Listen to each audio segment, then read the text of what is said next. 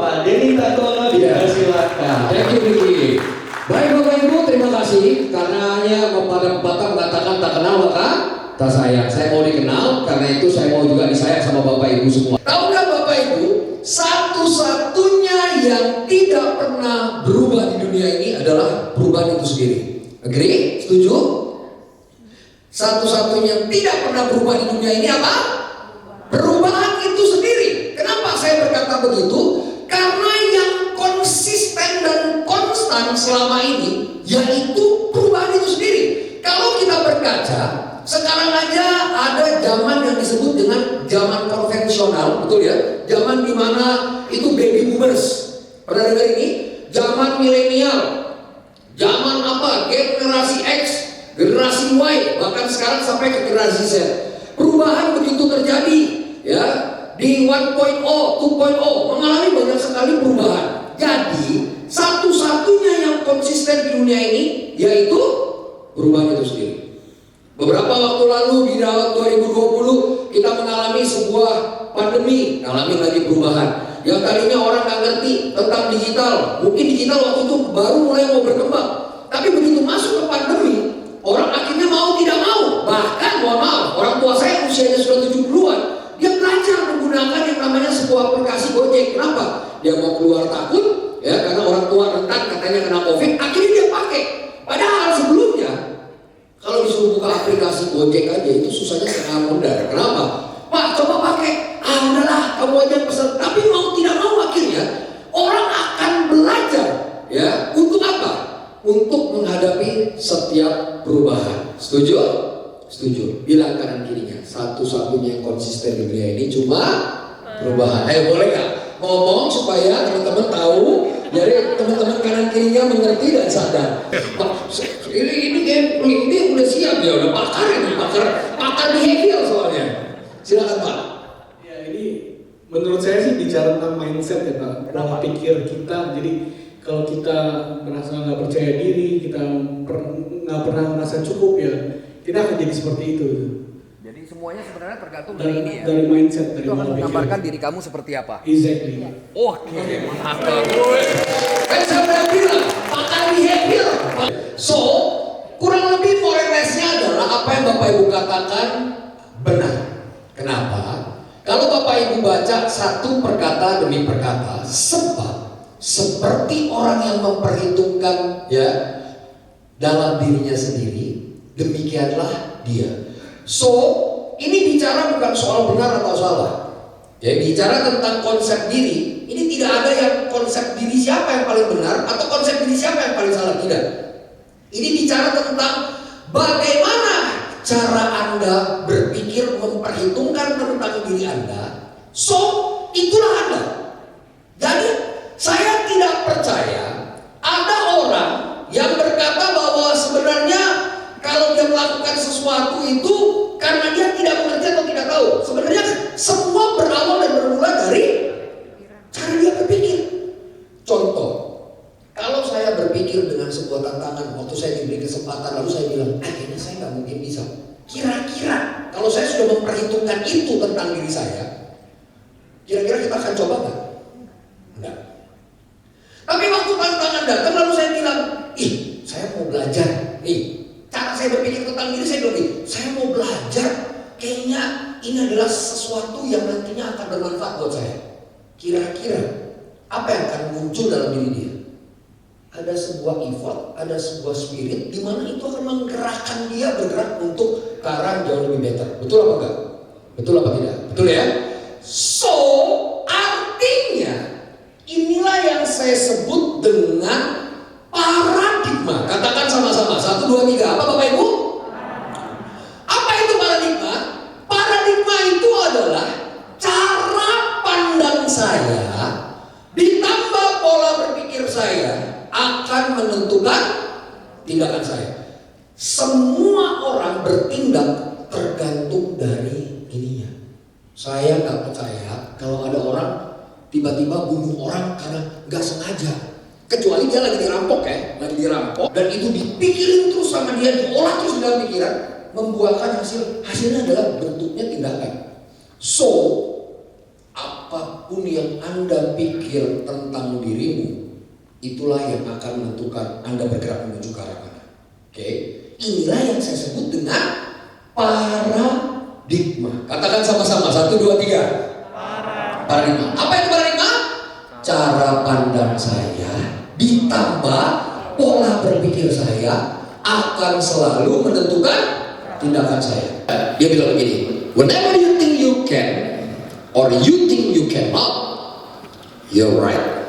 Itu semua tergantung mau kamu bilang kamu bisa, ya, yes we can, atau jangan saya nggak bisa Pak, jangan, not me, not the right person, jangan, atau me, saya siap Pak, pakailah saya mau belajar, saya siap. Tadi soalnya saya dengar mereka ada mimpi ke depan di Sinar Mas, bonus.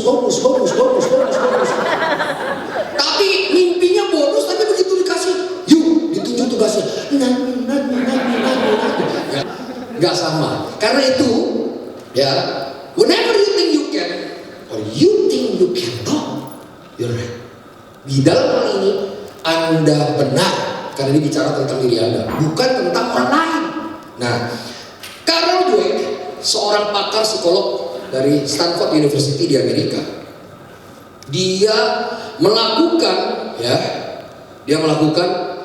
sebuah penelitian dan ternyata ditemukan hanya ada 2 jenis pikiran orang di seluruh dunia. Hanya 2 tipikal lagi cara mindsetnya orang. Satu, saya menyebutnya dengan growth mindset. Yang kedua, saya menyebutnya dengan fixed mindset atau fixed mind dan growth mind. Oke. Kalau gue menemukan orang cuma ada 2 kok, pilihannya tinggal kamu yang mana, yang fix or growth. Pak, apa diferensiasinya yang growth dan fix? Oke, kita akan lihat. Fixed mind ini adalah orang-orang yang menentang perubahan dan biasanya mereka tidak siap menghadapi dan kaku dalam menerima perubahan. Orang-orang ini biasanya sudah memiliki zonanya sendiri, dan pada waktu dia disuruh keluar dari comfort zone, dia berkata, enough, sudah cukup dengan apa yang hari ini dia sudah kerjakan dan dia lakukan.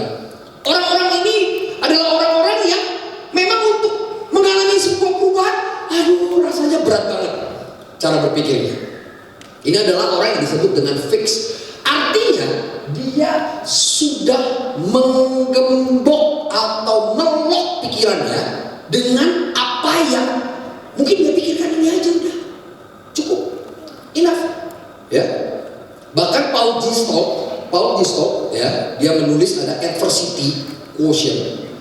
Adversity itu daya tahan, ya. Orang sekarang ini banyak.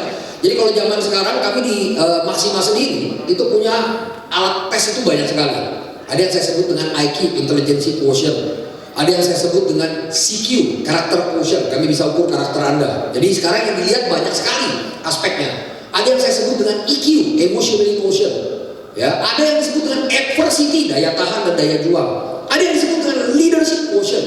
Bahkan kita punya alat tes yang namanya spiritual quotient. Bukan spiritual secara agama siapa, tapi bagaimana tingkat Anda trust dan percaya ke Tuhan, itu bisa diukur semuanya dengan menggunakan metode pertanyaan-pertanyaan, dan itu sudah ada alat ukurnya.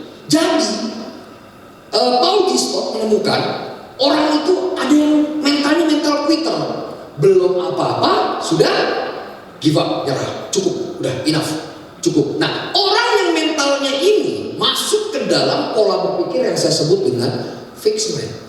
Orang ini berat banget buat berubah. Orang ini berat banget buat keluar dari zona nyaman. Sadar atau tidak sadar Bapak Ibu, orang yang ada di zona nyaman itu akan sangat sulit untuk mengalami growing, pertumbuhan. Kenapa? Karena yang dia lakukan itu ya udah statis, itu aja terus menerus. Artinya orang yang dengan kategori fixed mind sudah pasti dia akan sulit untuk growing. Kenapa Pak Denny?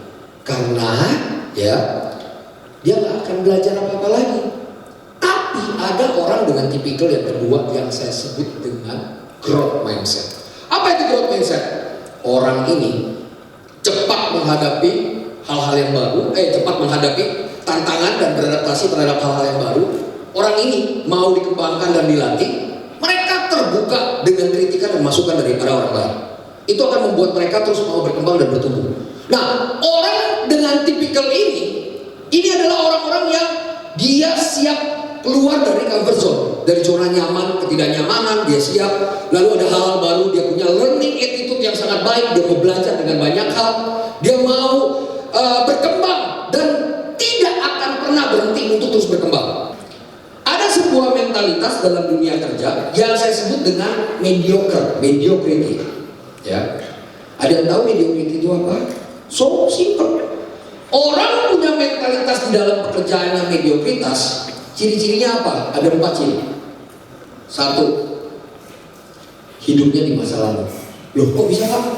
Bisa lah. Orang akan melihat ya tentang masa lalunya terus. Dia punya cerita selalu. Pak, Bapak tahu nggak? Dulu saya, dia melihat masa kejayaan dulu. Ada orang yang masa kejayaan, tapi ada orang yang pernah disakiti dulu, itu juga nggak pernah keluar dari rasa sakitnya.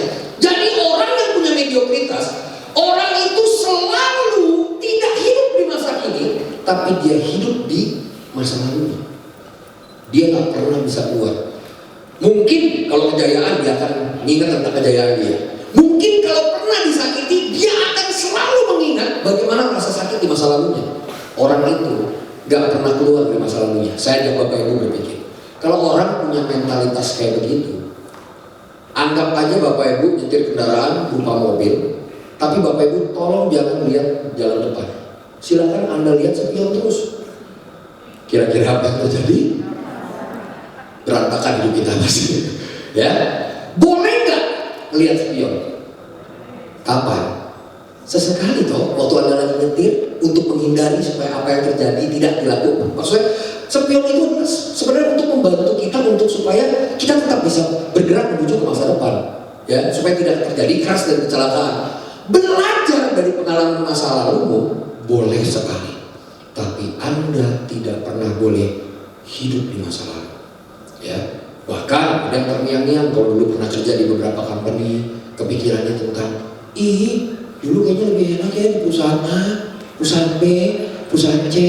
Ya, memang Bapak Ibu, rumput tetangga lebih segar daripada rumput sendiri. Istri sendiri biasanya suka diajak bertengkar, tapi istri tetangga biasanya diajak suka bercanda, gitu kan? Betul, kata orang begitu, ya. Jadi orang yang dalam positioning dia selalu melihat di masa lalu, dia nggak akan pernah bisa bergerak dengan cepat, nggak akan. Ya, harusnya masa lalu hanya menjadi sebuah pola pembelajaran dalam kehidupan kita untuk melihat sesuatu yang akan terjadi ke depan. Ya, masa lalu tidak bisa juga menjadi ukuran patokan bahwa dulu kita pernah berhasil. Bapak Ibu, saya belajar banyak dari hal ini. Ya, company kami 2013 sampai kurang lebih 2019 itu berkembangnya sangat luar biasa. Ya, saya main di dunia training dari hanya seorang staff dulu, ya, kerja sebagai tim logistik di sebuah perusahaan training. Lalu saya sampai berkembang dan saya belajar banyak hal, hampir dari semua hal yang ada di dunia training. Saya punya latar belakang kurang baik, kalau Bapak Ibu tahu. Saya sekolah di daerah sekitar Mangga Besar. Ya, mungkin Bapak Ibu ada yang tahu di daerah sana. Di Mangga Besar itu ada satu sekolah namanya Budi Mulia. Lalu ya, di daerah Mangga Besar itu sebuah kota yang tidak pernah tertidur. Dan saya punya latar belakang kurang baik. Saya pernah terlibat dengan narkotika dan obat-obatan aktif. Jadi sekolah saya intinya berantakan. Papa mama punya latar belakang yang sangat keras. Zaman dulu itu dipukul, dihajar. Saya berontak. Intinya berantakan selama kurang lebih 7 tahun. Pernah masuk rumah sakit ketergantungan obat. Pernah masuk beberapa kali ditangkap sama kepolisian Republik Indonesia, ketahuan bawa barang dan lain-lain lah. Sampai tahun 2001 saya mengalami banyak sekali perjumpaan secara pribadi dengan diri saya dan Tuhan. Akhirnya saya mengambil sebuah kesempatan untuk berubah. Ya, tadinya nggak punya ijazah SMA, saya ikut paket C. Jadi kalau Bapak Ibu tanya, Pak ini punya gelar S2, ijazahnya apa Pak? Paket C. Tahu paket C? Yes. Apa? Paket C, paket cash ya Bu. Paket C. Selesai, lalu saya masuk ke dalam sebuah perusahaan training di bottom level. Saya menjadi tim logistik di training, nyiapin kabel, nyiapin ini. Tapi saya ambil apa ya, sekolah malam, SMA pakai C malam. Singkat cerita, saya dapat jasa SMA sambil kerja, saya belajar.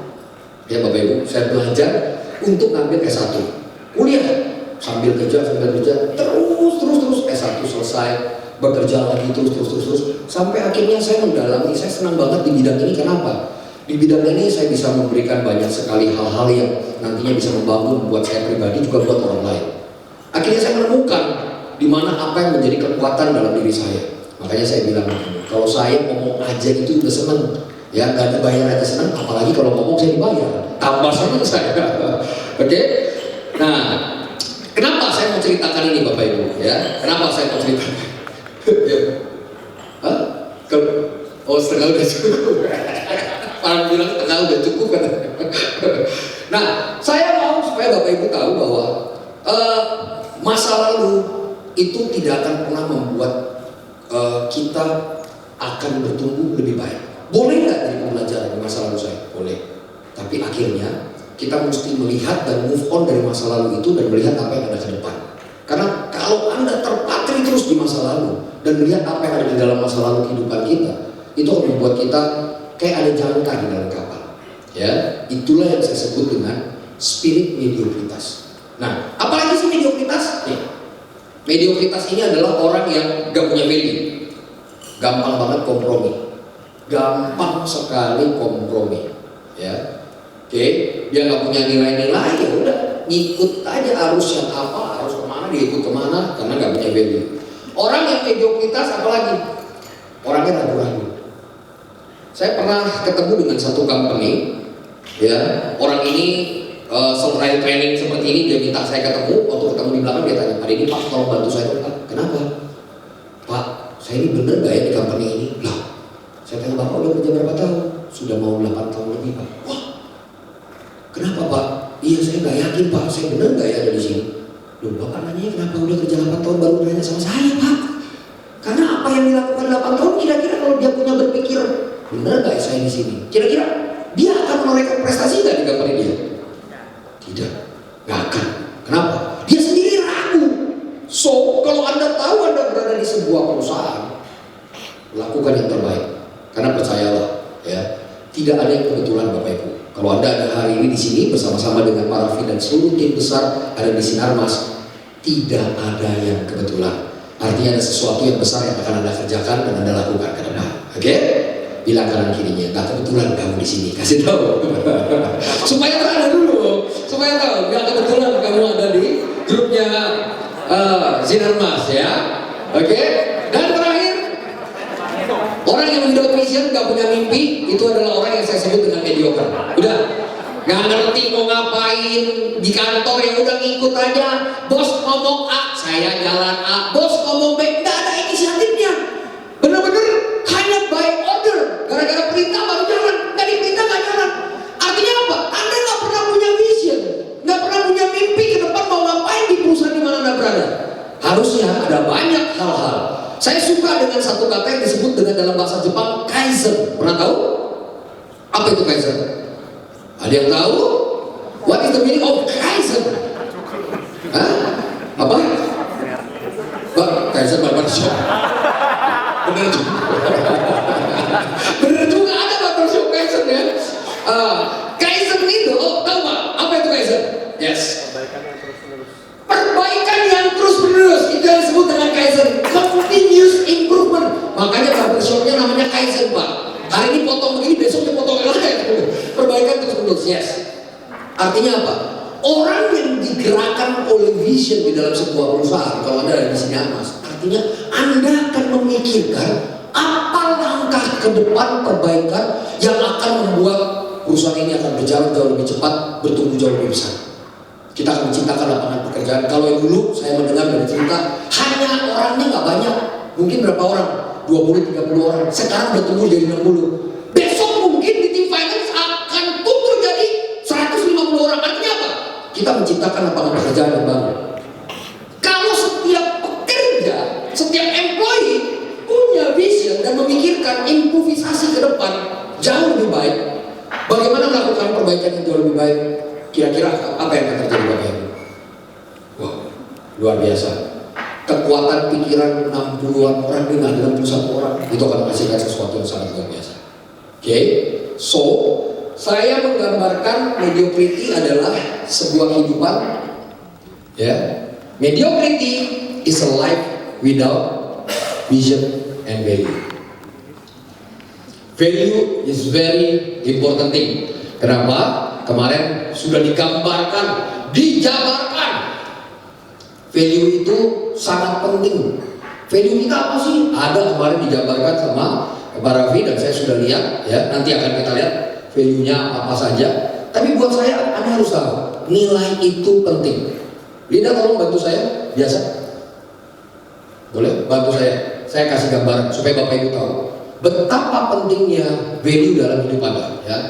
Karena itulah yang akan menjadi sebuah motor atau penggerak di dalam apa yang akan Anda kerjakan dan apa yang akan Anda lakukan. Value-nya berapa?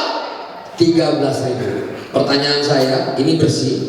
Ya, Anda lihat, Bapak Ibu baru diambil sama Linda tadi di belakang sama tim kami dari kaca situ dan ditaruh di dalam sebuah plate atau piring. Oke.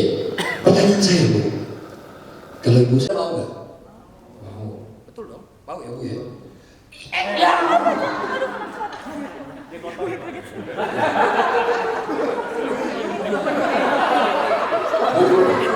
Mohon maaf ya Bu, saya mohon very maaf Bu. Supaya bersih, Bu. Lalu saya taruh lagi. Saya kembalikan seperti untuk normalnya Pak. Bu mau. Ibu, ibu jangan ngototin saya begitu. Dia langsung, si Pak Denny nih. Pertanyaannya mau nggak Ibu? Hah? Perlu. Serem banget pakai botol. Bapak Ibu, masih ada nilainya? Masih ada harganya? Saya kasih Anda Free gratis pun Anda nggak akan mau. Apalagi suruh bayar. Udah Pak Denny ada di sini Pak, kenapa? Oke. Sekarang perhatikan. Pak, orang finance begitu saya keluar 100.000 matanya semua. Ini membuat mereka bergerak loh Pak, tuh matanya bergerak semua. Saya kesini mereka gini semua Pak, saya kesini mereka gini semua. Oke, Bu izin saya boleh tahu namanya? Bu Sansan? Bu Sansan? Apa? Ada kompotnya ada langsung. Bu Sansan mau? Hah? Mau, oke. Dia tetap mau. Supaya adil, perhatikan. Saya akan lakukan hal yang sama seperti kue tersebut. Saya juga. Saya tiup seperti kue tadi, dia masih.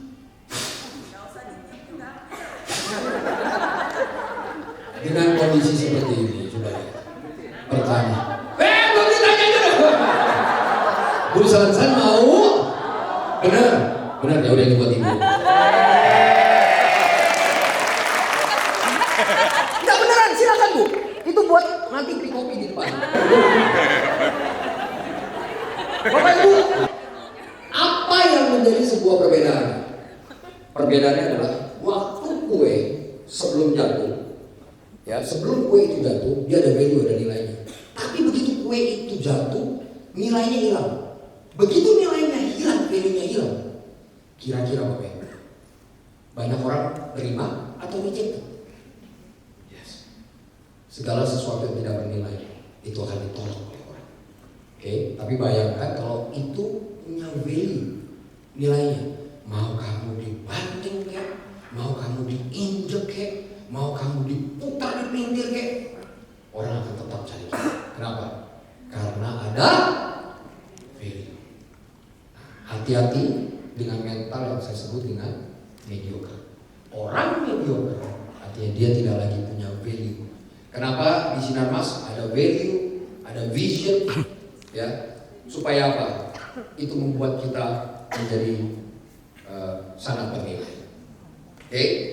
Ternyata begini Bapak Ibu, proses yang kita kerjakan hari ini, kita akan bisa menentukan hasil kedepannya akan seperti apa. So proses Bapak Ibu, ya selama nanti pulang dari pelatihan ini terus sampai ke belakang, sebenarnya kita akan sudah bisa menentukan apakah nanti ke depannya Sinarmas akan seperti apa. Oke. Pertanyaannya begini, siap diproses? Wah, Pak, mereka jawabnya ragu-ragu, Pak.